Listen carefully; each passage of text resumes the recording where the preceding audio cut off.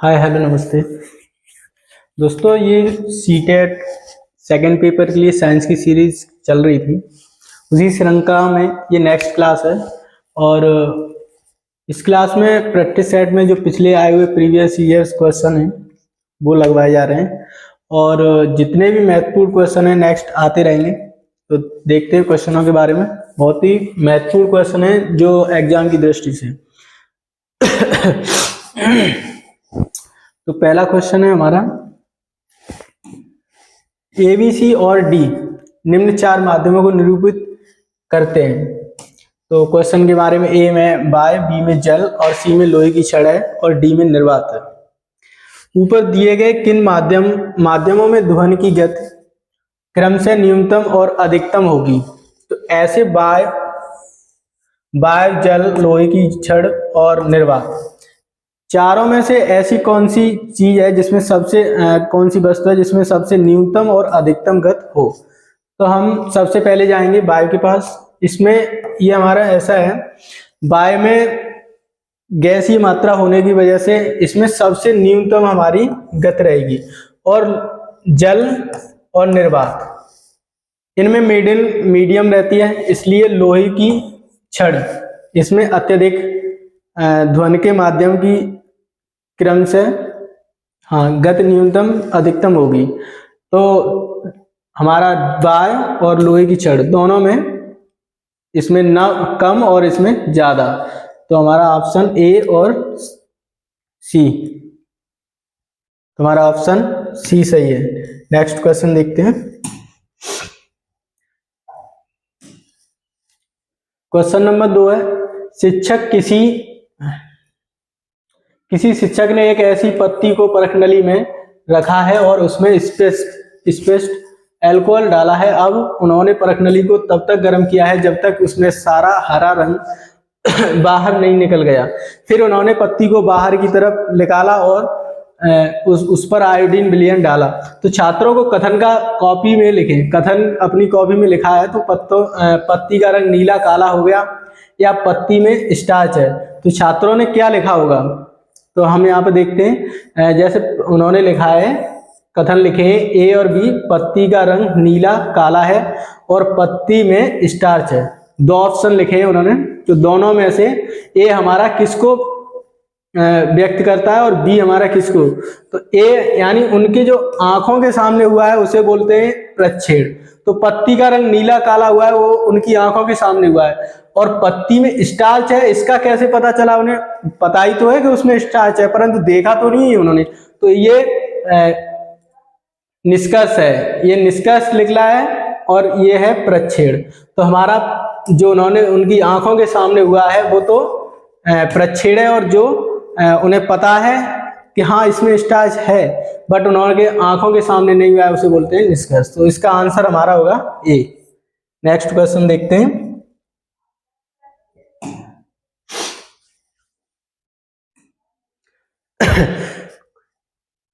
निम्न में से किसी विद्यालय में विज्ञान मेला आयोजित कराने का उपयुक्त उद्देश्य है?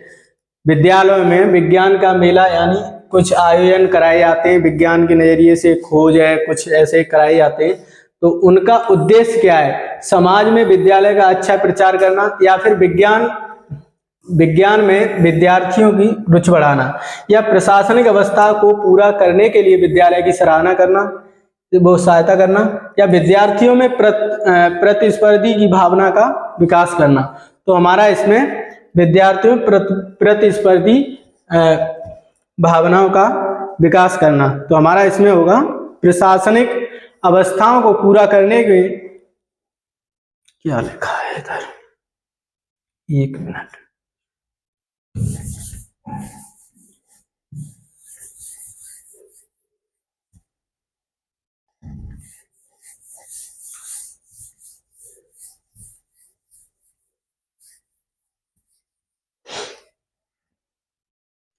तो विज्ञान का मेला आयोजित कराने का मेन मकसद होता है हमारा विद्यार्थियों में रुचि बढ़ाना। विज्ञान किसके लिए? विज्ञान के लिए विद्यार्थियों में रुचि बढ़ाना। नेक्स्ट क्वेश्चन है हमारा,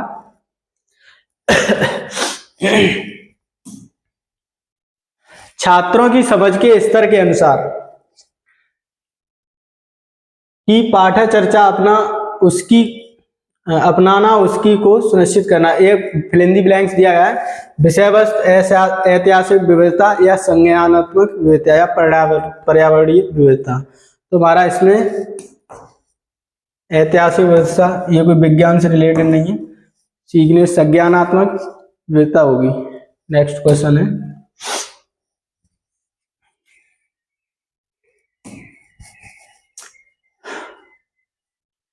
कक्षा 7th के शिक्षक ने विद्यार्थियों को कार्य देने के लिए 25 पौधों को वर्गीकृत करने की योजना बनाई है। निम्न में से कौन सी योजना जांच आधारित शिक्षण को सर्वाधिक प्रोत्साहित करती है? तो फर्स्ट ऑप्शन है हमारा, शिक्षक के वैज्ञानिक वर्गीकरण प्रणाली को समझाया और दर्शाया शिक्षक ने।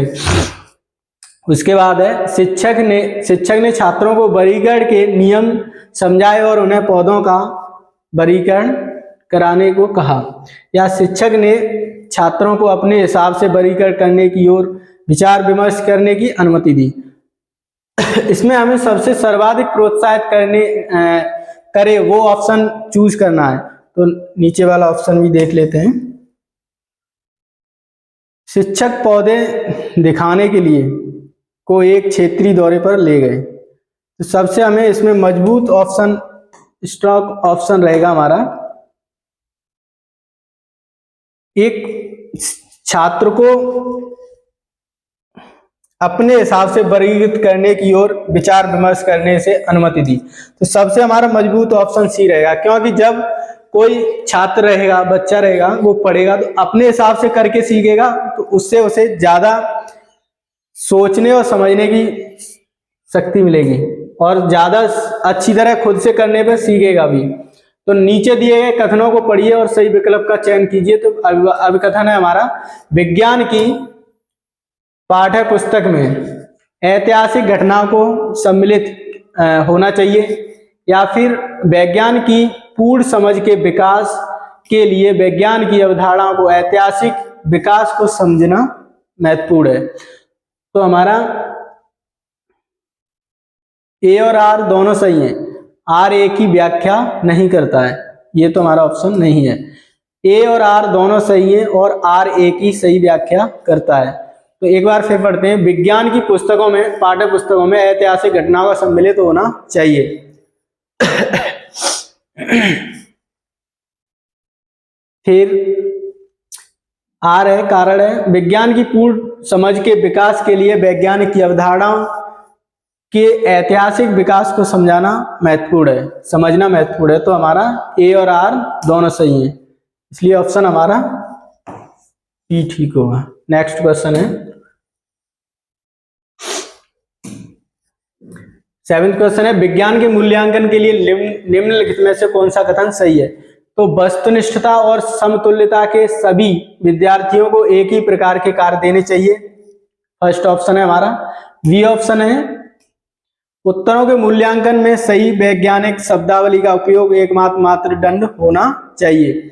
या फिर निम्नलिखित का अपने उत्तरों के लिए दिया गया तर्क मूल्यांकन का आधार होना चाहिए। तो हमारा इसमें केवल ए, केवल बी या ए बी, नीचे क्या है, या केवल सी। तो विद्यार्थियों का अपने उत्तरों के लिए दिया गया तर्क मूल्यांकन का एक आधार होना चाहिए। जो हम बच्चे तर्क देते हैं उसका एक आधार होना आवश्यक है। नेक्स्ट क्वेश्चन है, देखिए क्यों आवश्यक है। विद्यार्थियों द्वारा की गई त्रुटियों को, उनकी भ्रांतियों को जानने और उन्हें दूर करने के लिए सूचना का स्रोत के रूप में जानना चाहिए। प्रत्येक विद्यार्थी के लिए एक प्रकार के कार्यों से बचना चाहिए और छात्र की संज्ञानात्मक क्षमता अनुसार कार्य करने के उचित रूप में दिया जाना चाहिए। अब बच्चों की सोच और रचनात्मक को बढ़ाने के लिए अतिप्रतिपादित प्रश्नों को अक्सर मिलना चाहिए, यानी जो बच्चे प्रश्न पूछ रहे हैं। नेक्स्ट क्वेश्चन है, निम्नलिखित में से कौन से कथन विज्ञान के प्राकृतिक का वर्णन करते हैं? तो हमारा क्वेश्चन है, वैज्ञानिक ज्ञान अस्थायी है, ठीक है, और वैज्ञानिक व्याख्याएं खंडन योग्य होती हैं।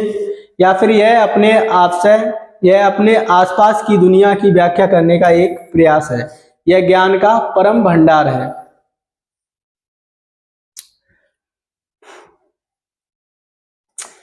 एक बार फिर से पढ़ते हैं, कौन सा कथन विज्ञान की प्रकृति का वर्णन करते हैं। तो वैज्ञानिक ज्ञान का अस्थाई है। क्वेश्चन पूछ रहा है हमें कौन से कथन विज्ञान की प्रकृति का वर्णन करते हैं। ये ज्ञान का भंडार से तो हमें कुछ लग नहीं रहा है, ये तो होगा ही नहीं। तो डी डी डी ए हो सकता है, बी हो सकता है, डी हो सकता है। वैज्ञानिक ज्ञान अस्थाई है, ये भी ठीक है। वैज्ञानिक व्यवस्था खंडन योग्य होती है। यह अपने आसपास की दुनिया के व्याख्यान, तो हमारा ए बी सी इसी में है, तो आंसर हमारा ए होगा। नेक्स्ट क्वेश्चन है,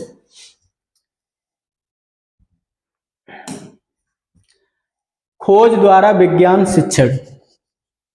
अधिगम का उत्पादों पर ध्यान देना, अधिगम की प्रक्रिया पर ध्यान देना है, शिक्षण केंद्रित उपागम है या स्मृति केंद्रित उपागम है। हमें विज्ञान के शिक्षण में बच्चों की ओर खोज द्वारा अधिगम के उत्पादों पर अधिक ध्यान देना चाहिए और अधिगम के उत्पादों पर अधिक ध्यान देता भी है। तो नेक्स्ट क्वेश्चन है हमारा, कक्षा 7 के विज्ञान शिक्षक ने अपने विद्यार्थियों से एक क्रियाकलाप करने की कहा, जिसमें उसने अपने 10 साथियों के शरीर पर तापमान मापने के लिए और उसे अपने प्रेक्षण रिकॉर्डों में रिकॉर्ड करना। इस विधि को कौन सी प्रक्रिया में निपुणता नहीं मापी जा सकती। तो इसमें प्रयोग करना, निष्कर्ष निकालना, प्रयोग करना, निष्कर्ष निकालना या मापन करना या संप्रेषण करना, ये क्या है। देखिए, एक हमें इसमें प्रतिक्रिया निपुणता नहीं मापी जा सकती, तो इसमें हमें छांटना है। प्रयोग करना, जब मापेंगे खुद स्टेथोस्कोप उससे थर्मामीटर से, तो ये तो प्रयोग ही हो रहा है। निष्कर्ष निकालना, जब उसका तापमान निकलेगा तो उसे फिर नोट भी किया जाएगा।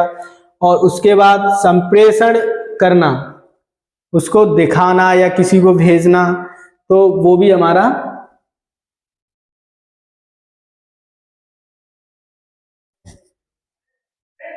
रहेगा इसमें। तो ऑप्शन इसके सबसे मजबूत प्रयोग करना, अगर निपुणता नहीं मापी जा सकती तो इसका होगा हमारा फर्स्ट ऑप्शन, निष्कर्ष करना, मापन करना, संप्रेषण करना।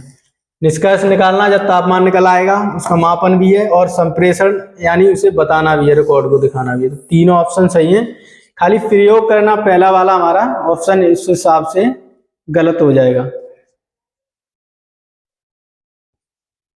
नेक्स्ट क्वेश्चन देखते हैं, फर्स्ट वाला छोड़ के अब देखते हैं। एक तल के माध्यम से विद्युत के संचालन की जांच करने के लिए एक परीक्षक का उपयोग किया गया था और यह पाया गया कि परीक्षक का बल्ब नहीं चमक रहा था। निम्नलिखित में से कौन सा कथन इस अवलोकन की व्याख्या करने में सक्षम होगा। एक परपथ में, एक तरल परपथ में के माध्यम से विद्युत, कोई जैसे वाटर या तरल के परपथ रहता है, तो उसमें पानी के द्वारा या किसी तल माध्यम से विद्युत को प्रवाहित करके एक बल्ब जलाया गया है शिक्षक द्वारा, परीक्षक द्वारा यहाँ पे, तो उनका बल्ब जला नहीं। तो क्यों नहीं जला, वो इसमें माध्यम पूछा गया है, रीजन पूछा गया है क्यों नहीं जला। तो परीक्षक का बल्ब परपथ अधूरा रह गया, जो वायर या जिसके माध्यम से विद्युत गुजारी जा रही थी वो परपथ अधूरा था, या फिर परीक्षक के माध्यम से बहुत कमजोर जो परपथ था, धारा परपथ था, वो बहुत कमजोर था। तो हमारे इसमें ए और बी दोनों ही आंसर सही रहेंगे।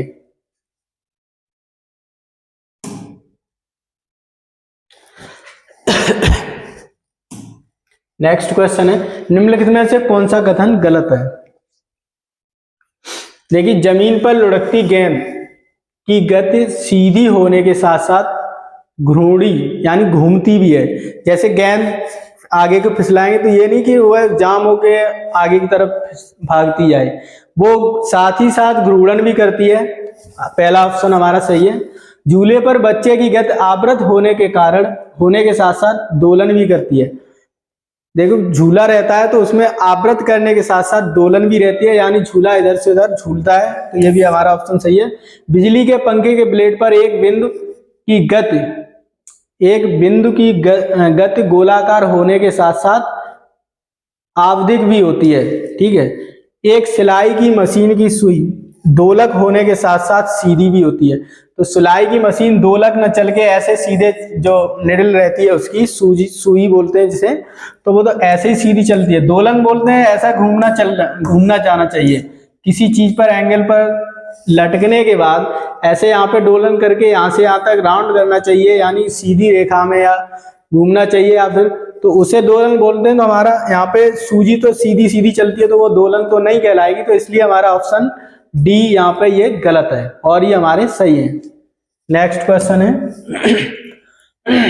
कई विज्ञान की पाठ्य पुस्तक जैसे एनसीईआरटी प्रशांत सिंह ने अध्ययन के भीतर एक बॉक्स में उपाख्यान, कहानियां और अजीब तथ्यों जैसे अतिरिक्त जानकारी प्रदान करते हैं।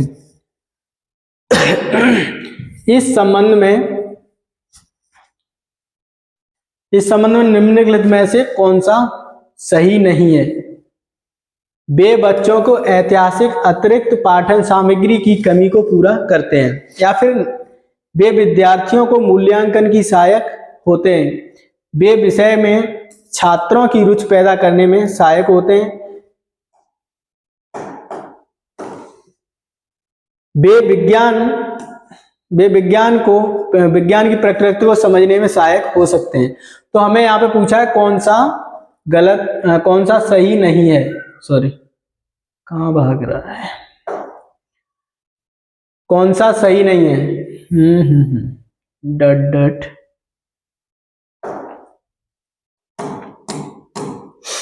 कौन सा सही नहीं है? तो हमारा यहाँ पे ये विद्यार्थियों के मूल्यांकन में सहायक होते हैं, यही हमारा सही है। हमें गलत ऑप्शन पूछा है यहाँ पे, कौन सा सही नहीं है, तो हमारा यही सही नहीं है और सभी सही है, तो आंसर हमारा होगा बी वाला। नेक्स्ट क्वेश्चन है विज्ञान पाठ्य चर्चा की वैधता के निम्नलिखित में से किस मानदंड में शिक्षार्थियों को उन विधियों को प्राप्त करने में शामिल करने की आवश्यकता है जिनके द्वारा वैज्ञानिक ज्ञान उत्पन्न और मान्य किया जाता है? संज्ञानात्मक या सामग्री या प्रक्रिया ऐतिहासिक? संज्ञानात्मक। देखिए प्रश्न एक बार फिर से पढ़ते हैं। विज्ञान पाठ्य चर्चा की विविधता की निम्नलिखित में से किस मानदंड में शिक्षार्थियों को उन विधियों को प्राप्त करने में शामिल करने की आवश्यकता है जिनके द्वारा वैज्ञानिक ज्ञान उत्पन्न और मान्य प्राप्त किया जाता है? तो हमारा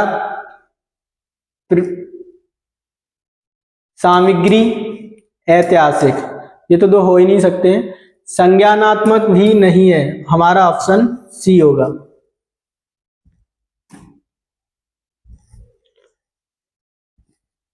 नेक्स्ट क्वेश्चन है एक शिक्षिका अपने विद्यार्थियों के साथ एक साधारण लोलक पर कक्षा की योजना बना रही है। उसके पास कुछ सामग्रियां हैं, एक लोचदार स्प्रिंग, जैसे ऐसे स्प्रिंग बनी रहती है, एक हल्के वजन का बसंत, एक सूती धागा। तो एक साधारण, इसमें पूछा है एक साधारण लोलक पर कक्षा की योजना बना रही है, तो लोलक यानी कोई वजन रहता होगा यहाँ पे, ठीक है। उसे एक साधारण लोलक यानी स्वतंत्र अवस्था में डोल सके, जिसे यहाँ तक ले जाएंगे तो यहाँ तक जा सके, किसकी आवश्यकता रहेगी? उसे केवल मात्र सूती धागे की आवश्यकता रहेगी। इसमें हमारा ऑप्शन सी है, नीचे देखते हैं, केवल सी हमारा ऑप्शन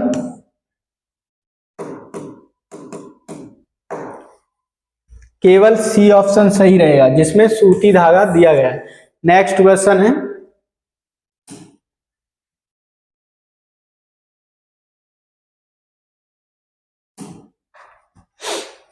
कक्षा 7th की एक शिक्षिका ने अपनी कक्षा में विद्यार्थियों से निम्नलिखित प्रश्न पूछती है।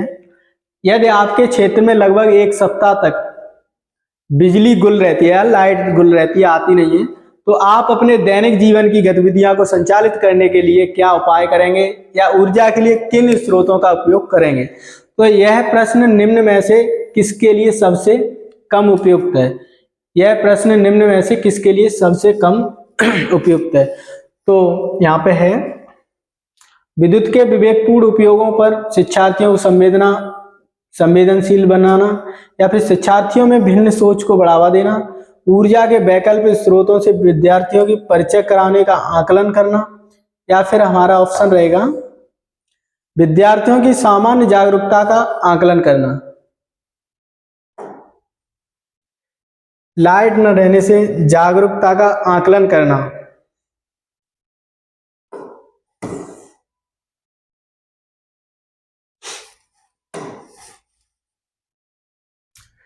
विद्यार्थियों को विवेकपूर्ण ऊर्जा का शिक्षार्थियों से संबंधितशील बनाना, ये तो नहीं होगा।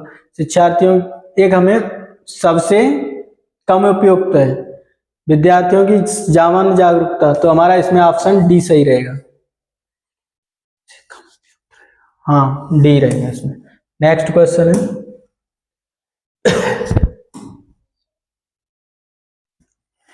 निम्नलिखित में से मुक्त प्रश्न की पहचान करिए। देखिए, मैंने अगली नेक्स्ट क्लास में बताया था, पिछली क्लास में, कि क्वेश्चन दो प्रकार के रहते हैं, एक ओपन एंडेड, एक क्लोज। दो प्रकार के क्वेश्चन रहते हैं, तो हमें इसमें मुक्त प्रश्न यानी ओपन क्वेश्चन, ओपन की क्वेश्चन की पहचान करनी है। फिसलने और लुढ़कने में क्या अंतर है। ये ओपन क्वेश्चन रह सकता है क्या? नहीं, क्योंकि फिसलने और लुढ़कने में फिसलना और लुढ़कना दोनों पता है, दोनों के बारे में भी पता है, फिसलते कैसे हैं और लुढ़कते कैसे हैं। क्या किसी द्रव में गतिमान वस्तुएं घर्षण बल का अनुभव करती हैं? क्या किसी द्रव में गतिमान वस्तुएं घर्षण बल का अनुभव करती हैं?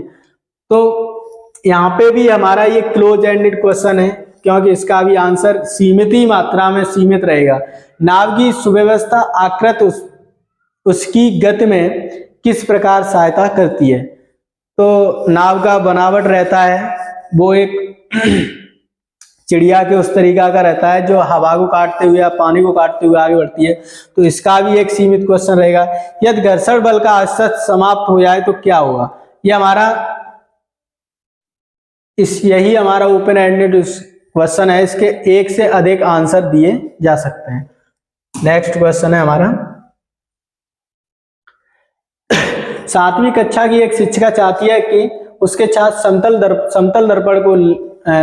दर्पण द्वारा बनने वाले प्रतिबिंबों की विशेषताओं का अनुमान लगाएं और निम्नलिखित में से कौन सी गतिविधियां इस विषय को प्रस्तुत करने की सबसे अधिक सहायता होगी।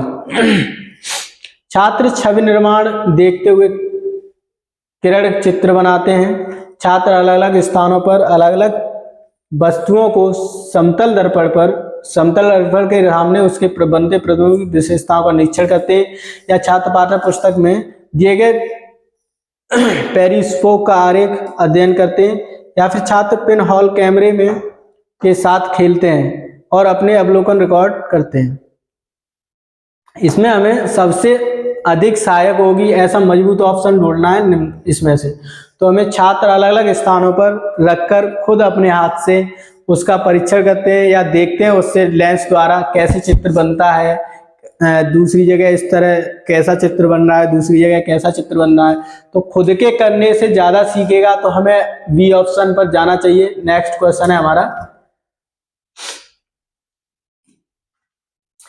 नीचे स्तंभ में कुछ प्रक्रिया कौशल के नाम दिए गए हैं। स्तंभ फर्स्ट और स्तंभ सेकंड में उनके संयुक्त संकेतकों के साथ उनका मिलान करें। अवलोकन है, परिकल्पना है, भविष्यवाणी है, संचार है, पैटर्न ढूंढना है। तो हमें फर्स्ट से सेकंड मिला के इसमें ऑप्शन सर्च करने हैं। थोड़ा ऊपर कर देते हैं।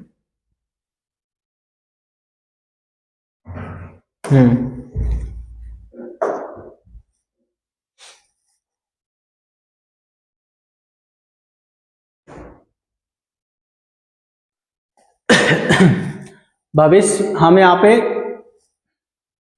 पूरी स्थिति को समझने के लिए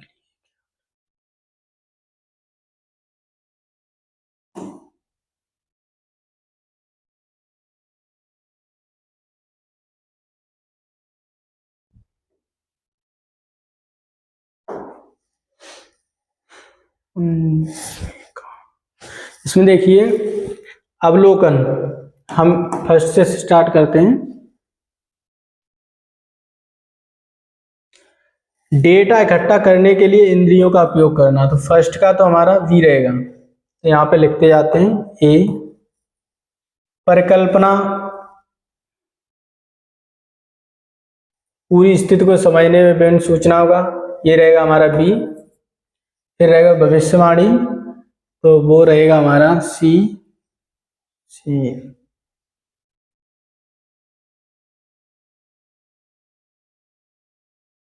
यानी चौथा। अब संचार,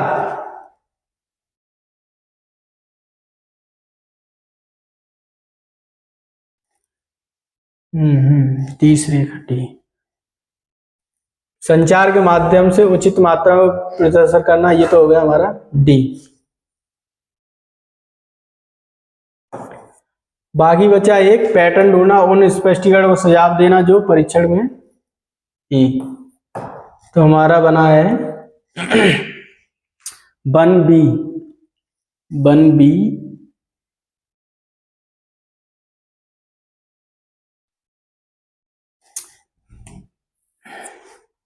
पहले से चौथा 2 है, तो ये तो कट ही गए। नेक्स्ट देखते हैं बी का, दूसरा बी फर्स्ट, बी दूसरा, बी फर्स्ट, ठीक है, बी फर्स्ट, ये भी। तो आंसर हमारा होगा सी इसमें। नेक्स्ट क्वेश्चन देखते हैं।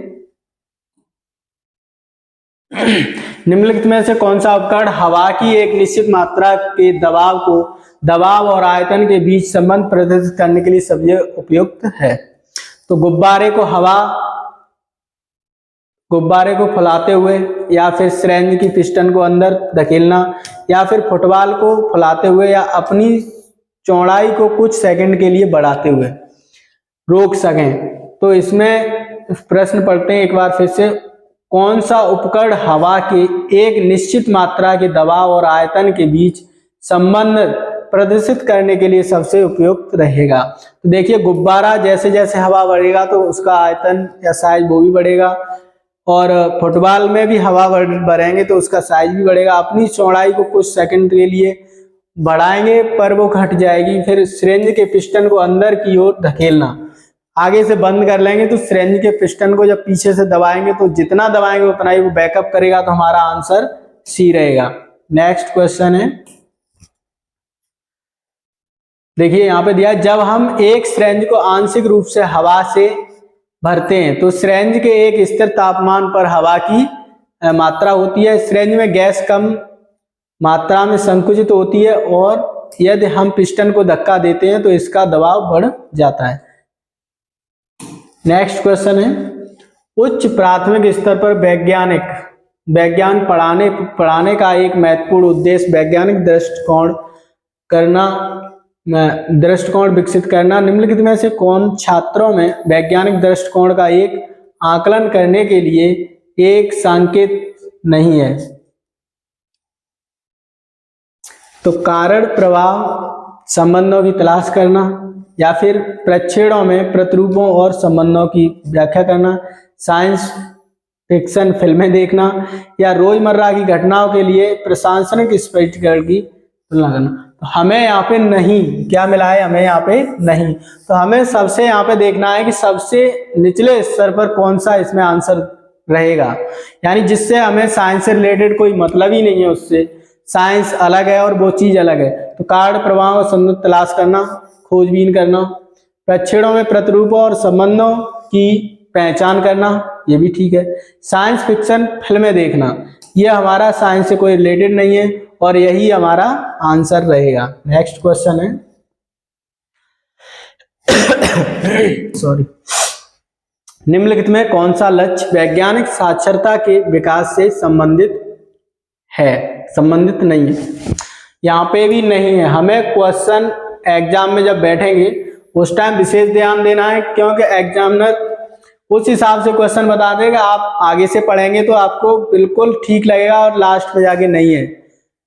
और जब क्वेश्चन एग्जाम हॉल में बोलते हैं तो इतना ध्यान नहीं देते, फिर हम सही टिक करके चले आते हैं और हमें पूछा गलत जाता है। तो हम ऑप्शन देखते हैं, लोलक मीडिया में दिखाई देने वाले वैज्ञानिक मुद्दों पर रिपोर्ट का पालन करने की क्षमता विकसित करना, या राष्ट्रीय सरोकार के वैज्ञानिक मुद्दों के बारे में सूचित विकल्प तैयार करना। सूचित विकल्प तैयार करना। फिर है आगे नेक्स्ट क्वेश्चन है, लोगों में विज्ञान की कार्यात्मक समझ विकसित करना, या वैज्ञानिक पेशे के लिए आवश्यक ज्ञान और कौशल प्रदान करना।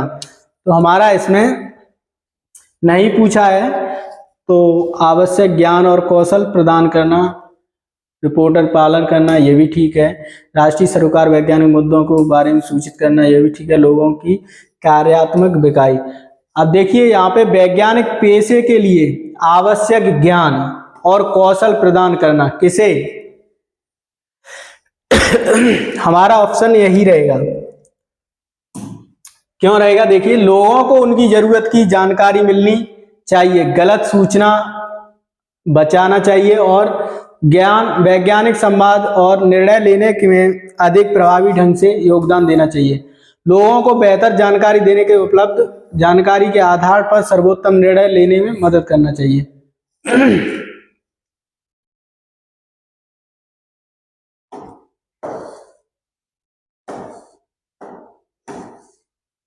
देखिए यहाँ पे दिया है, वैज्ञानिक साक्षरता महत्वपूर्ण है क्योंकि यह सामाजिक मुद्दों को हल करने के लिए मंच तैयार करती है। नेक्स्ट क्वेश्चन है हमारा, निम्नलिखित में से सही कथन का चयन करें। गेहूं और घास पौधे में होता है, दोनों में कॉमन क्या रहता है? वो देखिए, एक ही प्रकार के जड़ें और विभिन्न प्रकार की पत्तियां।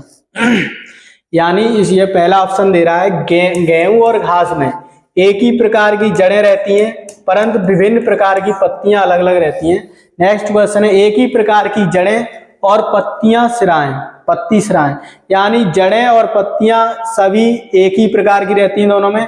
विभिन्न प्रकार की जड़ें और पत्तियां हैं, विभिन्न प्रकार की जड़ें और पत्ती सिराएं, यानी अलग अलग दोनों में, विभिन्न प्रकार की जड़ें लेकिन एक ही प्रकार की पत्तियां। ये भी नहीं है ऑप्शन हमारा, ये भी नहीं है। गेहूं में एक ही प्रकार की पत्तियां और एक ही प्रकार सिरा और जड़ें होती हैं, तो आंसर हमारा 23 का बी होगा।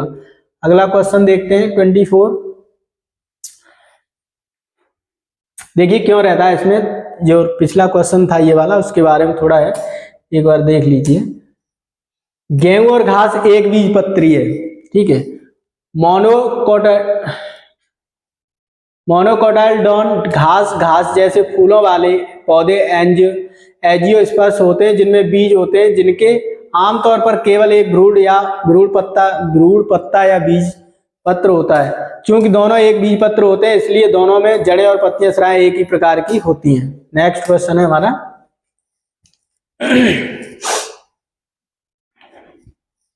नीचे दी गई तालिका में 3 सामग्रियां ABC के गुणों को सूचीबद्ध किया गया है। आप इनमें से किसी सामग्री का उपयोग घरेलू विद्युत परिपथ में लघु धारा रेटिंग फ्यूज बनाने के लिए कर सकते हैं। देखिए ये हमारा है, इसमें सेल्सियस में गलनांक है जो, और स्पष्ट प्रतिरोध ओम में, ठीक है। हम यहाँ पे AC यानी 1.7 10 8 और 1.6 × 10⁻8, हमारा ऑप्शन इसमें ओनली बी रहेगा। 240 11.2 × 10⁻8, हमारा ऑप्शन बी 240 यही वाला रहेगा गलनांक पर। नेक्स्ट ऑप्शन है, अच्छा ये निम्न गलनांक निम्न ओमिक हान या प्रतिरोधक निम्न लागत विकर्षण से मूल। नेक्स्ट क्वेश्चन है हमारा, निम्नलिखित में से कौन सा स्तंभ ए में विभिन्न विटामिनों का स्तंभ बी में उनके कार्यों से सही मिलान को दर्शाता है। यानी विटामिन बी स्तंभ बी में विटामिन ए से कुछ होने वाली कमियां हैं, जो कौन कौन सी कमियों की पूर्ति होती है या जिन विटामिनों से कमी रहती है वो हमें इधर से छांट कर इधर टिक लगाने, या फिर मिलान करना है, या फिर सूचीबद्ध ऑप्शन देना है। तो 25 देखिए विटामिन ए से सबसे पहले हम देखो इधर से चलते हैं, हड्डियों तथा दांतों के कैल्शियम का उपयोग करने में सहायक है। तो हड्डियां या कैल्शियम की सबसे महत्वपूर्ण है कि विटामिन डी, सबसे महत्वपूर्ण विटामिन डी रहेगा। तो वन का डी यानी सी, यहाँ पे वन, इसे थोड़ा ऊपर करते हैं,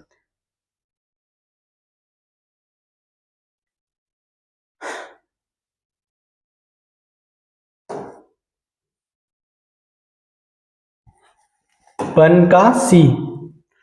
अब हम यहाँ पे अपना देखते हैं, इधर हमारा पहले नंबर पे वन सी ये है। अब ये हमारा वन पहले का हमारा सी, जो सी वाला ऑप्शन है वो पहले से मिल रहा है, तो इसमें तो सी वाला नहीं है, इसमें भी नहीं है, तो ये तो दोनों एलिमेंट यानी कट गए हैं। अब देखते हैं हम नेक्स्ट क्वेश्चन है, विटामिन ए शरीर की कई बीमारियों से लड़ने में हमारी मदद करता है। ए का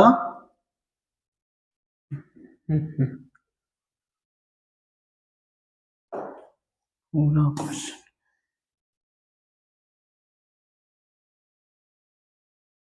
पहला हमारा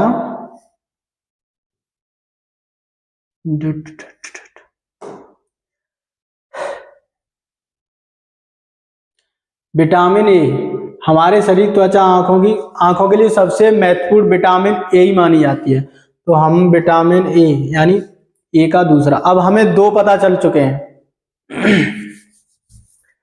एक तो हमें सी वाला फर्स्ट से, तो ये है सी वाला फर्स्ट, और दूसरा है हमें ए, विटामिन ए से हमारी आंखों या त्वचा, तो ए बी यानी ये यूं, और तो हमारे दो मिल गए। तो यहाँ पे हम इसे कर सकते हैं, इस वाले को कट, ऑप्शन हमारा सी यानी ए से दूसरा। विटामिन ए शरीर की कई बीमारियों से लड़ने में हमारी मदद करता है।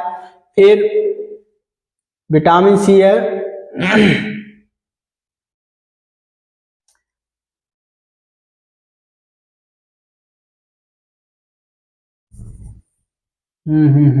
गलत हो रहा है यहाँ पे। विटामिन ए हमारी आंखों के लिए, ठीक है, ये तो इससे हो गया ए का दूसरा। फिर विटामिन बी का है विटामिन सी, ये हमारे शरीर की कई बीमारियों से लड़ने में मदद करता है। हाँ, ऑप्शन हमारा यही रहेगा, विटामिन सी है हमारी शरीर की कई बीमारियों से लड़ने में मदद करता है। फिर विटामिन डी है, विटामिन डी है ये फर्स्ट हमारा, सी से फर्स्ट। देखिए यहाँ पे कंफ्यूजन क्यों हो रहा है, क्योंकि इधर ए है और इधर बी सी है, तो हमें ये इसे देखकर थोड़ा कंफ्यूजन होगा, तो हमें इसे ना देखना है, हमें ऑप्शन देखना है। तो हमारा ऑप्शन यही होगा। नेक्स्ट क्वेश्चन देखते हैं, निम्नलिखित में से कौन सा रूपांतरण कैट्स को मरुस्थलीय परिवेश में जीवित रहने के लिए मदद करता है। देखिए मरुस्थल में जो पेड़ रहते हैं उनमें क्या क्या खामियां हैं या क्या ऐसी विशेषता रहती है जो उन्हें जीवित बनाए रखते हैं, क्योंकि वहां पे पानी की अत्यधिक कमी रहती है। तो पत्तियां सूल के रूप में होती हैं, यानी ऐसे जिन पे पूर्ण रूप से धूप का प्रभाव न हो सके। तना मसाला होता है और पत्तियों का कार्य करता है। तना मोम की मोटी परत से आवृत होता है, यानी ढका रहता है। जड़ें सतह के पास होती हैं। तो देखिए जड़ें सतह के पास तो नहीं होती हैं, और इस यहाँ पे तना मोम से ढका या पत्तियां के आवृत चढ़ा रहता है तना का, जिससे पानी की कम मात्रा में खपत हो। तो तना हमारा यहाँ पे ए बी सी तीनों ही हमारे ऑप्शन सही है, तो हमारा फर्स्ट ठीक रहेगा। नेक्स्ट क्वेश्चन देखते हैं।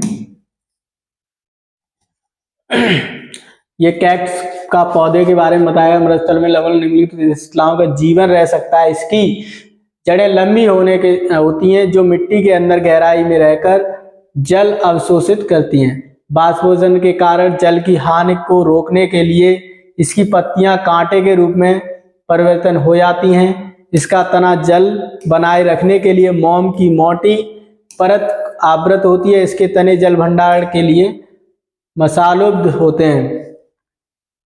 कांटे और चिकनी पत्तियां नुकीली रहती हैं, जल की हानि को कम करती हैं।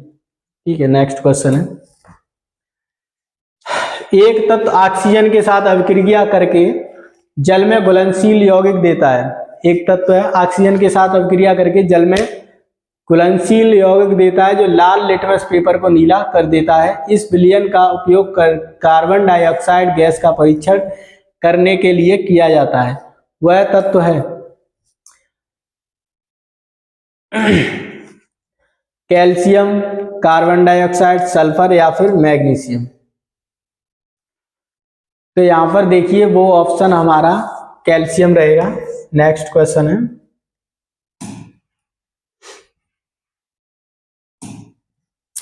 शरीर की कुछ गतिविधियां कुछ संधियों की गति से संबंधित होती हैं। स्तंभ ए में दी गई गतिविधियां बी स्तंभ में गतिविधियों के उत्तरदायी संधि के साथ मिलान कीजिए।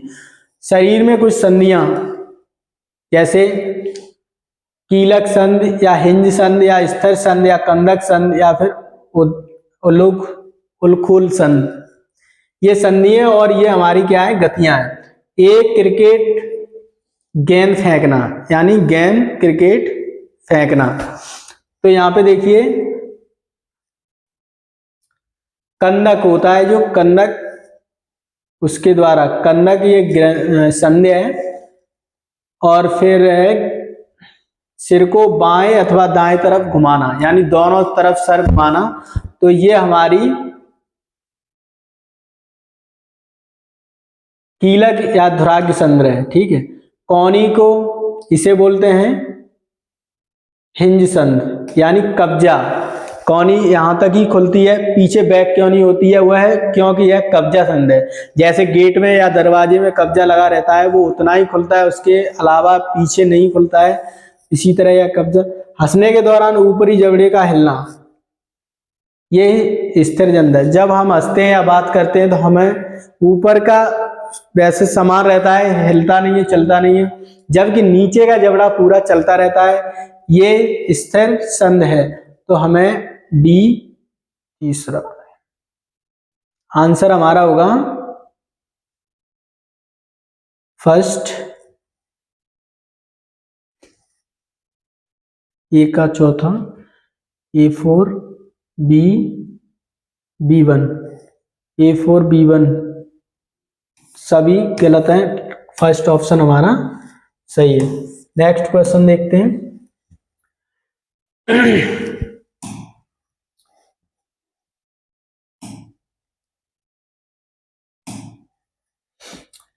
(29) क्वेश्चन है।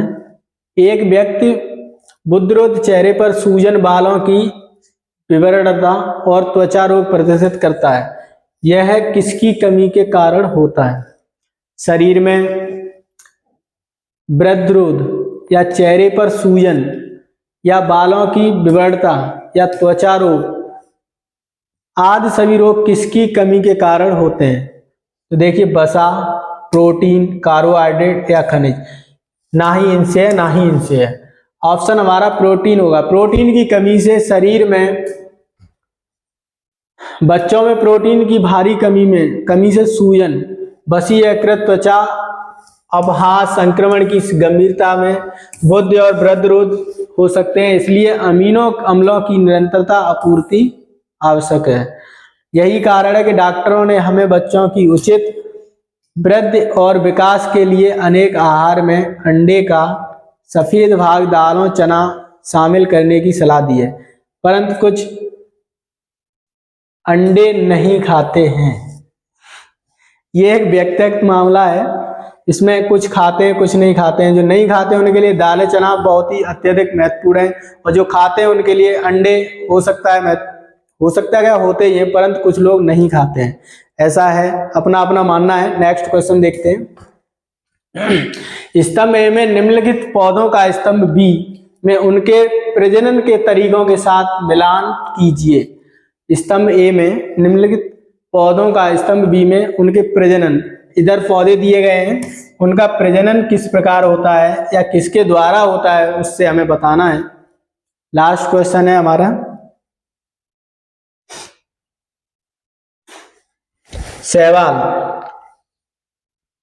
शैवाल विखंडन से, फिर हमारा होगा इसमें